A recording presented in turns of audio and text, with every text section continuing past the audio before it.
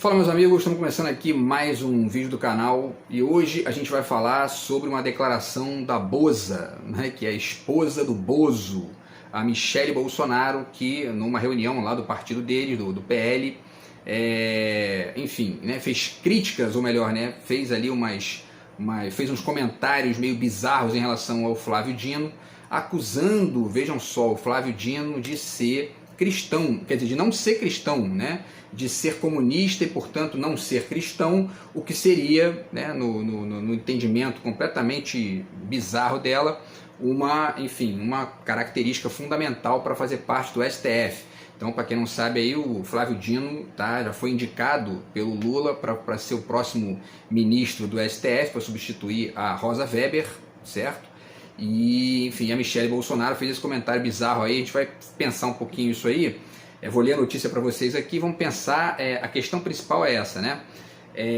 Por que a gente ainda tem que aturar, né, essa poluição da religião na política e o quanto que isso é um índice de atraso e isso, enfim, vai manter o Brasil aí a passos de tartaruga em uma série de questões aí, não só em questões de costumes, que são aquelas mais evidentes, né, no que diz respeito a uma ação mais direta da religião, mas até mesmo na economia, no papel do Estado, né, na política e tudo mais, porque isso interfere, isso aí, enfim, existe a tal bancada evangélica no Brasil, que é outra aberração, né, que o Brasil tem. Então, enfim, vamos falar um pouquinho sobre isso aqui no vídeo de hoje, com algumas referências bibliográficas, tá, e algumas reflexões em cima dessa notícia, tá, dessa declaração bizarra aí dela, certo? Antes eu deixo para vocês mais uma vez a dica do meu livro aqui, do outro lado de cá, meu livro de poesia, meu terceiro livro de poemas, meu quinto pela Multifoco e meu nono livro no total, tá? Então quem quiser entrar em contato aí, o zap está na descrição do vídeo, a gente vai tentando se comunicar a despeito dos absurdos que eu sigo sofrendo aqui, tá bom? Então, pessoal, vamos lá, né? Vamos ler a notícia primeiro, como a gente faz aqui de praxe, lê a notícia e depois faz a reflexão, certo? E vai fazendo no meio também, né, da leitura da notícia, porque nada impede de fazer uns parênteses ali para poder ponderar alguns detalhes. Então, a notícia do UOL, vou deixar o link para vocês aí, e diz o seguinte: Michelle Bolsonaro critica nome de Dino ao STF, e aí vem a declaração dela em aspas, né? Comunista não é cristão. A notícia diz o seguinte: a presidente do PL Mulher, Michelle Bolsonaro, afirmou que não existe comunista cristão, criticou a indicação do ministro da Justiça Flávio Dino ao STF durante um evento do partido no Rio Grande do Norte. Michelle diz que Dino é lobo em pele de cordeiro, olha só, e pediu que a sociedade se posicione contra o nome dele à corte. Lula enviou a indicação do ministro ao Senado Federal na última segunda-feira, dia 27. A ex-primeira-dama criticou uma postagem de Dino no Twitter, na qual ele aparece segurando uma Bíblia na mão. O registro ocorreu durante a visita dele ao cardeal Dom Paulo César Costa, arcebispo de Brasília, quando foi presenteado com o livro. Tá? Segundo ela, se ele é comunista, é contra os valores cristãos. Já vale ponderar aqui dois detalhes, tá, em relação a essa fala dela aqui. O primeiro é essa conexão entre o comunismo e a ausência de cristianismo. Isso existe de fato, né, uma movimentação histórica em relação a isso, mas pelo simples fato de que a religião atrasa as sociedades. Simples assim. Atrasa não só, né, no nível cognitivo, né, porque é um fato isso. Impede de enxergar uma série de coisas, eu também vou dar uns detalhes aqui que podem ajudar a entender isso. Mas atrasam também no sentido da forma como eles vão tomando conta do Estado, né? Vamos lá, vou fazer já um parênteses aqui importante, que já é uma parte da reflexão. A gente começou a formar os Estados nacionais, tá aqui o contrato social do Jean-Jacques Rousseau, tá? E eu poderia citar aqui mais uns 10 livros, pelo menos, importantes aí nesse nível, para pensar essa formação dos Estados nacionais. Os Estados nacionais foram formados como um deslocamento em direção a uma lógica de debate público, em direção a uma lógica de política, né? Da instauração de um ambiente político para substituir o quê? A religião e os nobres. Quem eram os nobres? Né? Aquelas figuras que viviam ali às custas dos impostos, né, roubados das pessoas, porque eles não faziam nada para melhorar a vida das pessoas, aquele dinheiro era exclusivamente para poder sustentar, enfim, né, a vida nababesca deles lá, e também para se deslocar da religião, tá? Da Idade Média que a gente viveu, tá? Tem esse livro também aqui muito bom que eu já falei sobre ele. Teve até Bolsonaro aí ano passado defendendo a volta à Idade Média, né? Olha só o que a gente está vivendo, né? Então tá aqui, ó, Perseguições Religiosas, tá? Do James Hout, tá? Que fala sobre esse período bizarro da humanidade que foi a Idade Média. É uma coisa assim, né, absurda, bizarra mesmo, muita violência, muita matança, enfim, muito fanatismo, né, as pessoas morrendo na fogueira, quer dizer, uma coisa bizarra.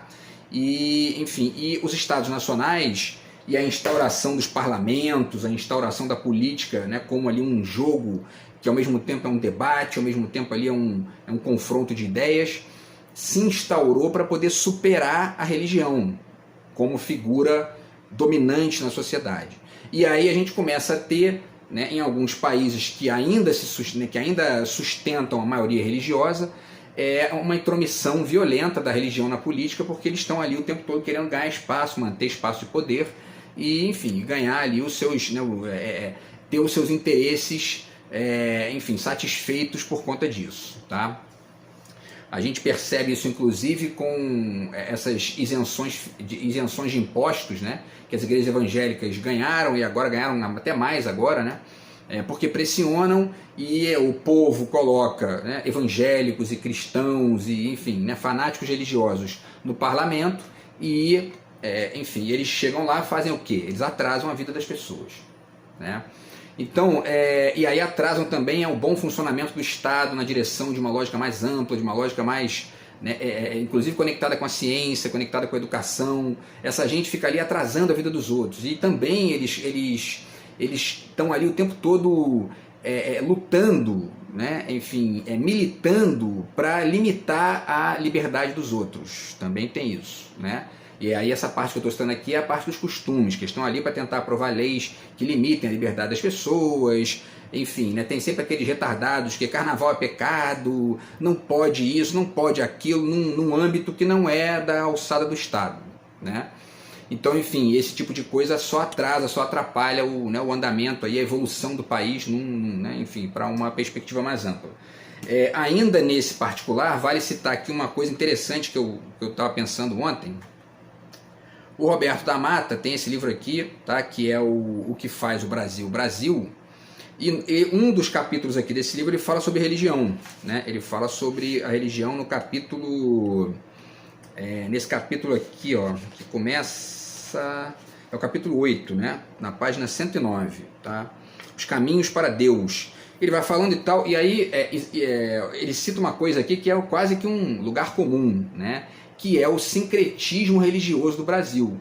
O Brasil é um país conhecido por ter aí várias religiões que convivem, as religiões cristãs, as suas várias matizes, e também as religiões afro-brasileiras. Todo mundo, mal ou bem, ali tem, né, é cristão, todo mundo que tem religião, né, é um pouco cristão, mas vai também na Umbanda, e enfim, essas coisas se misturam. Quando a gente olha para a igreja evangélica, por exemplo, para certas manifestações evangélicas sem o olhar do fanático, né, com o olhar do estudioso, a gente olha ali e percebe nitidamente vários entrecruzamentos ali, né? Você percebe na verborragia da Igreja Universal, por exemplo, uma lógica ali que é evidentemente importada das religiões afro, né? Coisa do encosto, descarrego, tudo isso aí é uma coisa que não tem no cristianismo tradicional, né? Enfim, mas o fato é o seguinte, então tudo isso aí é o sincretismo que é muito elogiado e tal, né? Mas tem um detalhe importante aí. O Roberto da Mata, aqui na página 120, no finalzinho do capítulo, ele diz: somos um povo que acredita profundamente num outro mundo, e o outro mundo brasileiro é um plano onde tudo pode finalmente fazer sentido. Quer dizer, ele está falando desse aspecto positivo, né, dessa conexão do brasileiro com uma certa transcendência religiosa e que se configura aí nesse sincretismo, né? A questão é que esse ponto da religião, e aí o pensamento de esquerda, algumas figuras do pensamento de esquerda já criticaram isso de maneira muito veemente, muito evidente também, tem uma característica no pensamento religioso que é o inverso disso aqui, tá? E que atua no nível cognitivo. Qual é? Geralmente, quando você é muito conectado com a religião, você começa a se desconectar da importância de conhecer, de entender e de participar da esfera pública de maneira mais ampla. Por quê? Porque a tendência do religioso é colocar tudo nas mãos de Deus, do Deus deles, né? Do Deus no qual eles acreditam. Então aí, bom, se tudo depende dos desígnios divinos, para que eu vou ficar estudando a Constituição, entendendo meus direitos, participando dos debates sociais, né? Enfim, ampliando aí meu conhecimento até de ciência mesmo, de filosofia, para poder participar da vida em sociedade de maneira mais inteligente? Para quê? Tudo basta esperar, porque Deus vai resolver as coisas, né? No final, Deus sempre resolve, né? É assim que eles dizem, e isso é, na verdade, uma espécie de assassinato do viés utópico da política, né? Isso acaba assassinando o viés utópico da política, porque a política tem um viés utópico, ela não vive sem isso, né? Já citei aqui o Cioran falando da questão da utopia. Então a política depende dessa conexão utópica da gente com uma ideia de projeto, com a participação, né? Porque política não é só o cara que está lá, foi eleito para ficar 4 anos, pronto, acabou, não é? Eu votei no cara, agora ele que se vire lá. Não, é todo dia, você vai no mercado, né, para comprar alguma coisa, você percebe uma oscilação de preço e você pondera de onde vem isso, política, né? Você está conversando com um amigo lá e faz uma colocação qualquer. Aliás, o próprio fato de você poder conversar com seu amigo na rua é graças à política que existe isso, né? Porque aonde que não existe política? Nas ditaduras, né? E nos fanatismos religiosos, né? Porque aí de fato não tem como, né? Você não tem como participar, entrar no jogo para poder entender minimamente o processo e não ficar de gaiato ou de ingênuo, né? Enfim, sendo enganado por um monte de pilantras que estão ali com esse objetivo. Então, quer dizer, a política tem esse papel utópico fundamental, e esse é um ponto que eu já deixo aqui como reflexão no vídeo de hoje, tá? Que a religião, ela tende aí, afogando esse viés utópico da política em todos os níveis, no sentido do cotidiano, no sentido do seu voto e no sentido mesmo da prática lá no Congresso, na prática dos políticos que são eleitos e que vão formar uma bizarra e absurda bancada evangélica, né? Isso é um negócio que, se isso não acabar, o Brasil só vai evoluir em certos parâmetros quando isso for substituído por uma lógica mais laica, mais, né, enfim, quando se entender que a religião não pode se misturar com política, né? No máximo você tem ali a manutenção de certas leis que permitem o exercício privado e ao mesmo tempo ali institucional da religiosidade, das religiões. Agora, quando isso se infiltra no Estado para começar a estabelecer regras para os outros, isso empobrece, isso atrasa o país, né? Porque tem esse aspecto que eu ponderei aqui, quer dizer, essa tendência de afogar o aspecto utópico da política.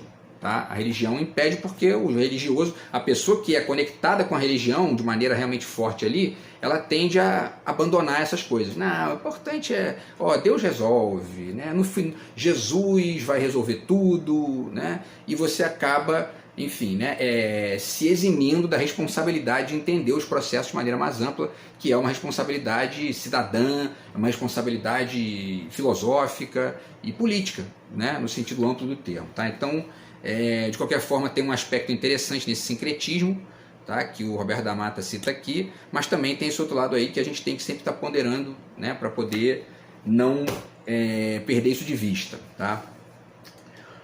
E aí tem um segundo fato, né, tem um segundo ponto importante aqui que eu comento antes de continuar o texto aqui, a notícia da tal da mulher do Bozo, que é o seguinte, ela fala do Flávio Dino, ela fala de um vídeo, né, de um vídeo que o Flávio Dino colocou lá no Twitter. Ele colocou esse vídeo também no Instagram. Eu não tenho Twitter, né, então eu tenho um Instagram, eu acompanho lá.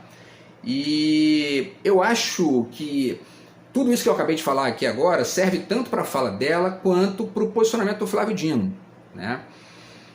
Óbvio que não são a mesma coisa, né? O Flávio Dino não é a mulher do Bozo, né? Ele é um sujeito muito mais preparado do que ela, do que o Bolsonaro e do que todos os bolsominions juntos. Porém, ele é nitidamente um cara religioso, né? Eu vi uma entrevista dele lá que o cara disse que ele não era comunista, aliás, que ele era comunista e que não podia ser cristão, e ele disse que não, porque não é bem assim, porque ele citou o Atos dos Apóstolos, eu acho que seria uma coisa lá que, né, uma citação que chamaria atenção para esse aspecto de uma certa solidariedade, de um pensamento coletivo que existiria no cristianismo e que isso seria também uma característica do comunismo. Eu acho essa uma perspectiva ingênua. Porém, antes de explicar o porquê que eu acho ingênuo, vale dizer que o Flávio Dino está jogando o jogo. Mesmo que ele não fosse, né, cristão, ele teria que, de certa forma, fazer esse jogo ali, porque, infelizmente, o Congresso está infestado de crentes, né, de evangélicos, e eles ficam ali perturbando. O cara tem que ter uma conexão, né? Então, entrou um cara terrivelmente evangélico, dois, né, no governo Bolsonaro, agora tem que ser um cara terrivelmente católico, porque senão não entra, né? Quer dizer, num lugar onde não tem nada a ver com religião.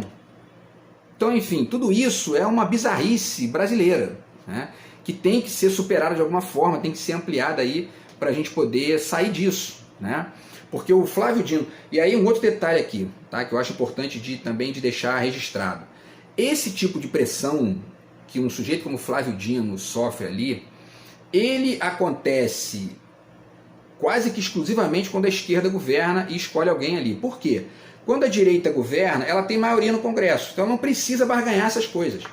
Se tiver alguém de direita ali, porque o Fernando Henrique, por exemplo, não era religioso, né? Não era um sujeito, não era crente, não era evangélico, não era nada disso.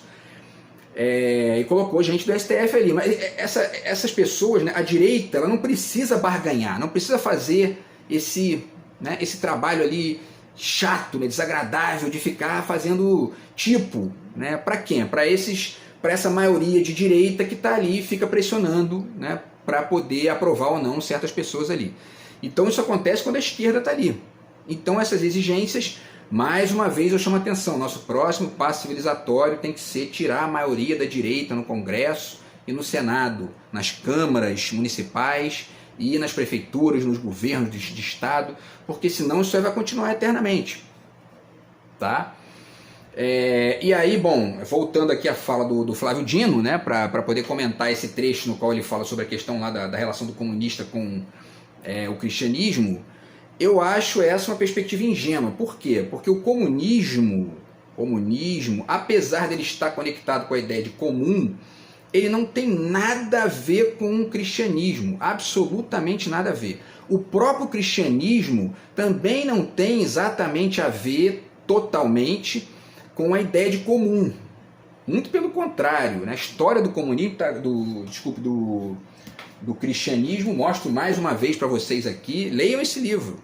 Vocês vão ver que a história do cristianismo é uma história de matança daquilo que não é o comum, né? Daquilo que não é o melhor, daquilo que não é o igual, né? Tá? Então quem não aderia, morria, era assassinado, era queimado na fogueira, sofria as torturas mais absurdas, mais bizarras.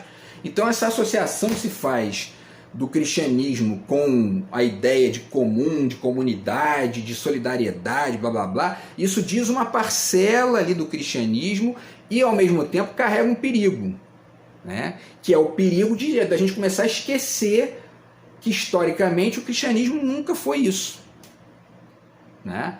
O cristianismo sempre foi uma imposição violenta de um tipo de ideologia X, a revelia de vários povos ali, de várias, né, enfim, várias comunidades, e qualquer contraponto era motivo de assassinato, de tortura, né? Então essa associação meio esquisita que parte da esquerda faz entre o cristianismo e o comunismo eu acho que sabe, no mínimo, para dizer o mínimo aqui, para ser até ponderado, é uma coisa atrasada, sabe? Fora de contexto. Agora, por outro lado, a gente compreende algumas figuras fazerem isso sem uma conexão tão religiosa, de citar a Bíblia e tudo mais, por conta disso, porque a gente tem aí, o Brasil é um país de 90% de cristãos, né? Então o político, muitas vezes ele não tem condição de fazer essa reflexão que eu estou fazendo aqui, porque ele depende do eleitor. Então essa reflexão também tem que partir de fora, né, do Estado, e de quem está lá dentro já assumidamente ateu ou assumidamente laico, né, no mínimo ali, e que está jogando esse debate aí lá dentro, né, sem conexão com a religião, tá? Então são esses dois pontos aí que eu gostaria de ponderar com vocês. E aí eu acho que, na verdade, o Flávio Dino não é um lobo em pele de cordeiro, né? De certa forma, ele é um cordeiro, né, um cordeiro ali em pele de lobo, mas no bom sentido do lobo, né? No sentido de alguém que abandonou essa posição de cordeiro, que é a posição do cristão, né? Tá? Então, enfim, bom, que ele não abandonou totalmente, né? Vale dizer aqui. Então vamos lá, né? Ela continua, ela diz, né? Se ele é comunista, é contra os valores cristãos. Isso é a estupidez olavista que a gente viu aí, né, nos últimos anos no Brasil. E outra, né? Isso aqui também tem outro detalhe antes da gente finalizar aqui. A gente está tendo que rediscutir certas coisas agora no Brasil, que são assim, que já estavam, né, aparentemente ultrapassadas, e ó, isso aí já foi superado, não se discute mais isso, né? Por quê? Porque a gente tem visto um certo retrocesso na própria qualidade do debate, né? Na própria formação intelectual das figuras que estão ali no Congresso e que são postas ali pelo povo, né? Então a gente já teve um congresso, a gente já teve pessoas de direita no Brasil que tinham um certo nível de debate, Ulisses Guimarães, né? Enfim, né? Vamos pensar que outras figuras, o próprio Tancredo Neves, não eram, né? Não chegavam, assim, eram figuras inteligentes, você podia discordar, tinha outro projeto e tal, mas não eram imbecis como Bolsonaro, como todos esses aí, né? Vai citar aqui Silas Malafaia, essa gente, sabe? É uma gente assim que o nível do debate caiu assim, sabe? Violentamente, né? E isso em parte tem conexão com essa ascensão aí dos neopentecostalismos e de outras vertentes aí semelhantes, e da própria conexão da religião com a política lá, né? Bancada evangélica não existia antes, bancada evangélica não existia, né? Então a gente tem que começar a ver isso aí, tá? Para tentar superar isso aos pouquinhos. Bom, então continuando aqui, pessoal, a notícia, né? Michele ainda citou um vídeo com informações falsas, tá? Aí entra a questão das fake news, né? Que são uma prática aí bolsonarista. Ela ainda citou um vídeo com informações falsas com falas do Dino. A postagem alega que o ministro disse que faria o que o líder soviético Vladimir Lenin supostamente recomendava: usar o idiota útil, entre aspas, na linha de frente, incitar o ódio de classe e destruir a família e a espiritualidade. Né? E aí, essa, no entanto, não é uma recomendação de Lenin. As falas de Dino foram retiradas sem contexto de uma entrevista dele à TV Brasil em 2015, na qual ele confirmou ser comunista e que fazia o que Lenin recomendava, né? O ministro explicou que, segundo o soviético, a recomendação era a análise concreta da situação concreta. Então não tem nada a ver com o negócio de destruir família, isso aí é estupidez de bolsominion, né? Essa frase foi citada por Lenin na Revista Internacional Comunista em 1920. Por outro lado, eu também acho meio, né, talvez um pouco anacrônico aí ficar citando Lenin. E aí essa crítica aqui é a galera da esquerda, né? A gente não precisa do Lenin para poder pensar o Brasil à esquerda no Estado. Não precisa disso. Não precisa do Lenin, nem do Stalin, nem de nada do tipo. A gente tem aqui figuras interessantíssimas de esquerda que podem sustentar um peso na argumentação sem depender dessas figuras que, na verdade, geralmente são pegas, né, pelos direitistas pilantras, malandros, malandro no sentido ruim do termo, e ao mesmo tempo estúpidos mesmo, né, apressados ali para poder enganar eles sim, os idiotas úteis que acreditam neles. Tal Kim Kataguiri fez um vídeo aí dizendo que, né, no início do século XX o Marx previu não sei o que, o Marx estava morto há muito tempo, né? Essa gente não entende nada do que está falando, mas a gente ficar citando Lenin, Stalin, isso é dispensável. O movimento de esquerda no Brasil não tem conexão nenhuma com o stalinismo, com o leninismo, com nada do tipo. A gente tem o trabalhismo aqui, tem uma lógica do próprio PT ligada às fábricas, né, que tem uma conexão com o mundo do trabalho ali, também e aí isso se conecta com outras discussões, né? no meu ponto de vista, o Edgar Morin, por exemplo, é um cara muito mais interessante para pensar essa questão no mundo atual do que qualquer líder soviético, ou líder da Coreia do Norte, ou o diabo que seja, sabe? Então, enfim, mas fica se discutindo isso, fica se citando isso, e aí isso aí é uma arma na mão dessa gente, porque eles contam com a ignorância da maioria das pessoas que acabam ali, né? Muita gente já tem um certo medo dessa palavra comunismo, que é um medo, né, ingênuo, e quando não é estúpido, né? Mas que na cabeça do povão fica aquilo ali uma coisa meio sombria, né? E aí você ainda cita o Lenin, é dispensável, não tem, entendeu? Não precisa citar o Lenin. Bom, enfim, e aí para finalizar, a notícia diz, né, como o UOL mostrou, o Dino tem usado a imagem do homem de família e o fato de ser católico para tentar reduzir a resistência ao nome dele pela bancada evangélica do Senado. Ó, é isso que eu falei, a barganha com essa gentalha, né?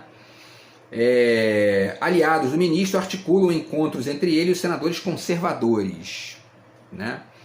Dino será sabatinado no próximo dia 13 de dezembro pela CCJ, Comissão de Constituição e Justiça do Senado, tá? O colegiado precisa aprovar a indicação dele para que o nome dele seja avaliado pelo plenário da casa. Então, só para finalizar, pessoal, quando ela diz aqui, tá? Quando a notícia, né, diz aqui que ele está usando a imagem de homem de família, né? Essa questão da barganha, tá? E para agradar os evangélicos e os senadores conservadores. Esse quando a gente compara com o que acontece na Europa, por exemplo, e aí repito aqui o que eu sempre digo, né? Não significa dizer que o Brasil tem que ser igual à França ou à Alemanha, né, ou à Romênia e tudo mais, mas também não precisa ser igual aos Estados Unidos e não precisa também não importar nada de lá, né? Porque o fato concreto que a gente observa é que os países que aos pouquinhos vão se livrando dessa poluição da religião no Estado, eles começam a caminhar mais, começam a resolver uma série de problemas civilizatórios mesmo, né, de base, de convívio entre as pessoas, de respeito à diferença, de manejo mais inteligente do dinheiro público em direção a uma lógica conectada com a ciência, conectada com a educação, conectada com a filosofia, com a arte, coisa que a gente não vê quando a religião fica impregnando o Estado. Então a gente precisa colocar essas questões em debate para que a gente possa superar esse vínculo exagerado, né, que o brasileiro tem com a religião, especialmente esse ponto, né, da religião conectada com a política, para que a gente possa aí sim começar a perceber de um ponto de vista utópico, no bom sentido do termo, as diferenças de projeto entre esquerda e direita e começar a caminhar como país. Senão a gente vai ficar o tempo todo tendo que rediscutir essas questões idiotas, né, que a gente fica vendo aí essa fala dessa mulher aí, da esposa do Bolsonaro. É uma coisa de jardim de infância ter que discutir isso de novo. E quando a gente olha, né, as sessões do Congresso, nas quais são discutidas várias coisas ali, né, porque tem rolado aí comissões discutindo, enfim, CPI do golpe, CPI da pandemia, CPI de não sei o que lá, e a gente acompanha ali alguns vídeos, o nível dessa gente, dessa direita atual e dessa direita de maneira geral, mas especialmente dessa direita mais recente, é um nível assim paupérrimo, uma gente estúpida, eles gritam, eles falam bosta o tempo todo, e a gente tem que ficar discutindo aí medievalismos, questões aí de 30, 40, 50 anos atrás, que não se discutia mais, está voltando a se discutir. Por quê? Porque essa parcela da galera da direita começou a importar essa bosta do tal Olavo de Carvalho, que é um imbecil, né? Enfim, e a gente está perdendo tempo aqui com isso, tá? E aí eu deixo aqui mais umas referências para você no final, tá, do vídeo. Sempre o Nietzsche, né, quando a gente fala de religião, tá aqui o Anticristo do Nietzsche, tá? O Crepúsculo dos Ídolos também do Nietzsche, né, um autor importantíssimo aí para entender essa história da crítica à religião. O Caim do Saramago, né, que também é um livro fundamental. Todo cidadão tem que ser um pouco Caim do Saramago, sabe? Para poder questionar o poder, especialmente o poder no seu viés religioso, né? Tá? Então essa aqui é uma dica importantíssima aí também. E para finalizar aqui, o Origens do Pensamento Grego, né? Mais uma vez do Jean-Pierre Vernant, porque a filosofia nasceu porque nasceram ali alguns Caíns do Saramago, naquela Grécia lá, para questionar os escolhidos divinos, né? Então é importante também. E obviamente que o Manifesto Comunista do Marx, né, para aprender a parar de falar bosta como essa mulher do Bolsonaro aí, tá, que já anda e fala, ainda quer ficar discutindo comunismo, né? tá? E para finalizar também aqui esse livro do André Dispoli Cancian, que é o Ateísmo e Liberdade, que é um livro muito interessante nesse sentido aí também, tá? De discutir essa posição laica, tá? Como evolução das sociedades. Beleza, pessoal? Então é isso, tá? A discussão do vídeo foi essa de hoje, tá? Essa mais uma asneira bolsonarista, e a gente se vê no próximo vídeo do canal aqui. Grande abraço aí, tamo junto, fui!